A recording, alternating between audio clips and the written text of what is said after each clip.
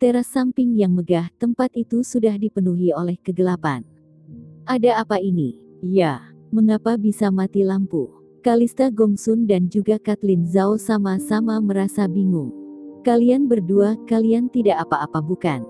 Di mana Tuan Muda Zhao dan juga Tuan Muda Cameron? Pada saat itu, dari arah pintu muncul sebuah cahaya. Matt mengambil ponselnya dan berjalan masuk ke tempat itu. Dia bertanya pada mereka dengan ekspresi agak serius. Di bawah cahaya lampu, kemampuan melihat mereka menjadi lebih baik. Cameron Lin dan Dilon Zhao tidak tahu entah sejak kapan, juga sudah tiba di teras samping. Kalista Gongsun, kamu tidak apa-apa bukan? Di mana Eli Chu? Pria Ut kemudian melihat sekeliling, dan bertanya. Kakak sepupu, dia tadi pergi ke toilet. Seharusnya dia sudah akan segera kembali bukan? Tanya Kalista Gongsun. Dia pergi ke toilet. Tanya Cameron Lin sambil mengerutkan dahinya. Ada sesuatu yang membuat hati pria itu merasa tidak enak. Benar sekali, kakak sepupu, aku tidak tahu apa yang terjadi di sana. Listrik di gedung pelelangan Huyi ini tiba-tiba saja padam. Tempat bisnis orang lain bisa mengecewakan seperti ini ya? Ujar Kalista Gongsun dengan sedikit kecewa. Mendengar perkataan ini, ekspresi Kathleen Zhao terlihat sangat tidak nyaman. Wanita itu melihat Cameron Lin dengan tatapan tidak senang. Dia merasa Cameron Lin bahkan tidak menanyakan apapun padanya. Sebaliknya pria itu malah mengkhawatirkan Kalista Gongsun dan Eli Chu terlebih dahulu. Sialan, ada apa ini? Kemana perginya si Qigan Pei? Di mana penanggung jawab gedung pelelangan Huyi ini? Panggil dia ke sini, tanyakan padanya bagaimana dia mengelola tempat ini. Ujar Dilon Zhao dengan nada serius. Pria itu terlihat tidak senang. Dia sedang berbincang-bincang dengan tokoh yang sangat penting seperti Cameron Lin, dan mereka melakukannya di gedung pelelangan Huyi tempat bisnis mereka. Bisa-bisanya terjadi hal seperti ini. Dia merasa benar-benar sangat malu. Tuan Muda, wanita yang tadi dibawa oleh Tuan Muda Cameron, pergi ke toilet. Aku meminta Qigan Pei untuk pergi ke sana dan menunggunya di luar. Ada tidak terjadi hal-hal yang buruk? Ujar Matt dengan serius. Bagaimanapun dia adalah tamu penting dari Muda Cameron Lin. Di tempat kekuasaan keluarga Zhao, kami tidak bisa membiarkan hal-hal yang buruk terjadi padanya. Matt memberi penjelasan. Pria itu khawatir jika Cameron Lin mencurigai gerak-gerik mereka. Sudah pergi berapa lama? Mengapa Qigan Pei masih belum juga kembali? Dilon Zhao bertanya dengan curiga. Tam wanita itu sudah pergi selama lebih kurang 5 menit. Ujar Matt dengan serius. Ini ada sedikit kerutan muncul di dahi Dilon Zhao. Pria itu kemudian melihat ke arah Cameron Lin. Dia bermaksud untuk menanyakan sesuatu padanya. Melihat respons dari Cameron Lin, pria itu curiga kalau ada seseorang yang datang dengan tujuan untuk menyerang Cameron Lin.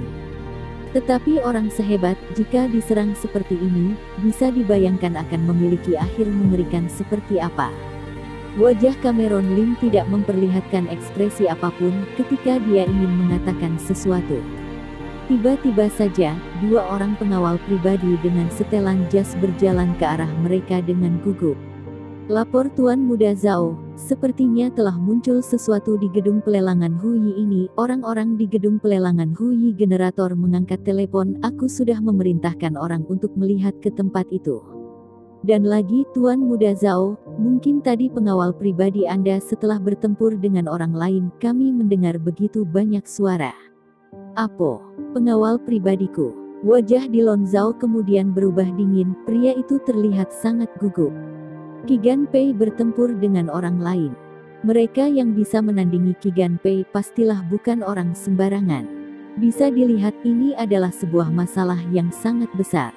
Mata Cameron Lin kemudian memperlihatkan tatapan dingin. Pria itu kemudian bergerak dengan sangat gesit. Tidak lama dia sudah berada di luar teras samping. Di dalam kegelapan, Cameron Lin memiliki kemampuan untuk melihat dalam kegelapan. Dia tidak membutuhkan cahaya. Pria itu langsung berlari menuju ke arah toilet. Ini, Matt memperlihatkan kecurigaan. Dia kemudian melihat ke arah Dilon Zhao. Suasana tiba-tiba berubah sangat menegangkan. Bahkan Dilon Zhao juga ikut-ikutan tegang. Matt, kamu tinggal di sini dan Jax, Kathleen Zhao dan Nona Kalista Gongsun.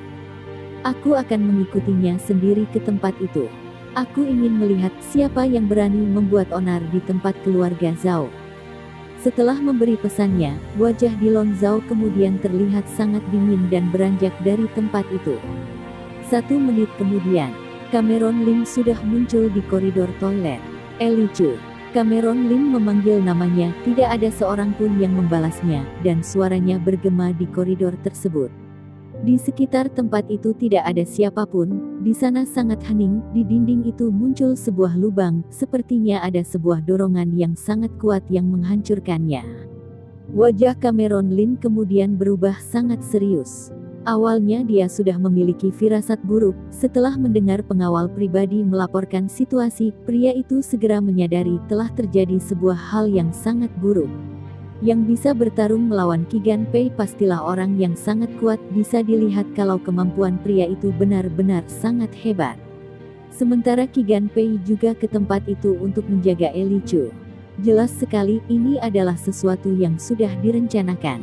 Dan yang menjadi tujuan mereka bukanlah dirinya, melainkan Eli Chu. Mengikuti bekas-bekas benturan yang ada di dinding dan juga di atas triplek, Cameron Lim kemudian berjalan menuju ke koridor dari gedung pelelangan Hu Yi tersebut. Pintu besar koridor sudah dihancurkan oleh seseorang.